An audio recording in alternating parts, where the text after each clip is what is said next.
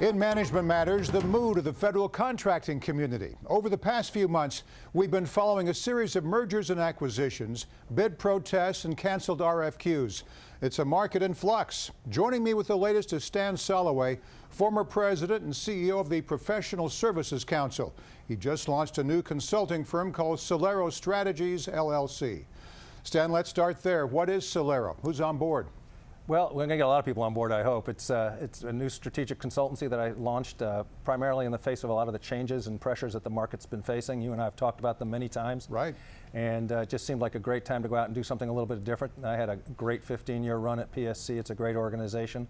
But this was just an opportunity I couldn't pass up, and timing I couldn't pass up. So I'm out in the marketplace consulting with companies on how to position and strategize in a market that 2 years from now is going to look very different than it does today. 15 years is an impressive time to be at PSC. What were your other reasons for leaving?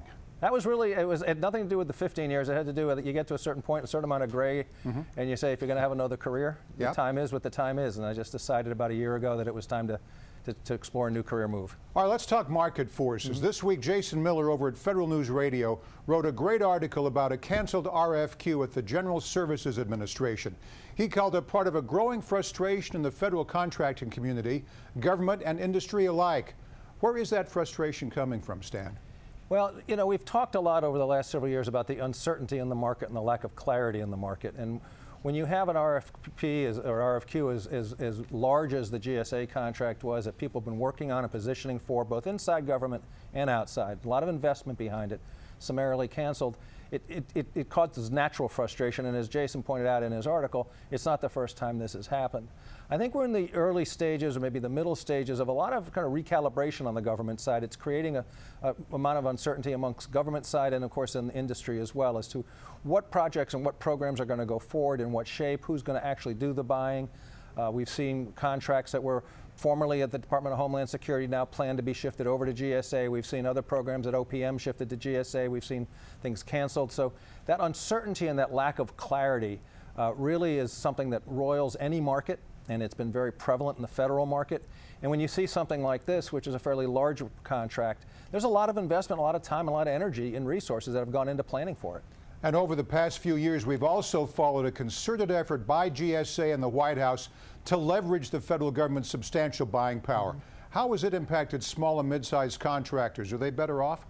Well, I don't know that the leveraging of buying power has yet, that we can yet see whether it's had a major impact or not on any specific category of company. It's a little bit too early to say. Some of the early data around what they call the Strategic Sourcing Initiative suggests that small businesses are doing well. The government's done pretty well with its small business goals. I think the larger question is, as this progresses, is how sophisticated the management of the process is going to be. It's one thing to, quote, strategically source and buy based on volume, but when you look at what the government needs and a lot of its technology requirements and so forth, there's a lot of complexity to it, a lot of sophistication to it, and it doesn't lend itself to kind of a, I'll use the term, and I don't mean it in a pejorative sense, cookie cutter approach or a commodity approach. So that's really, I think, where the balance is going to play out as we go forward with the strategic sourcing initiatives, category management, another term that's being used a lot, particularly at GSA. As we know, the White House and Congress are increasingly focused on procurement. There's a DHS acquisition reform bill working its way through Congress. President Obama's final budget proposal really cemented the importance of federal IT and the need to replace legacy systems. Stan, how does industry feel about all of this attention? How can they capitalize on it? Well, I think on balance, this is all good. I mean, the more attention that's paid to management in general, which is what you do so much of, but to acquisition and technology and the intersection of the two generally is a good thing. It doesn't mean that every proposal is a smart proposal. We had some very significant legislation come out of the Defense Authorization Bill in 2015. I think you're going to see more coming this year in the defense bill. I think the president's focus on IT and IT investment is important. Look, we're somewhere around 75 or 80% of our IT funds go to maintaining legacy systems. That's not a recipe for progress, and we've got to figure our way around that. So the president has proposed, as you know, I think it's a $3.5 billion revolving fund, a capital fund, if you will, to start spurring and incentivizing replacement of legacy systems. So there's a lot of attention being paid to it. I think there's still a lot more work to be done, but on balance, I think it's a good thing.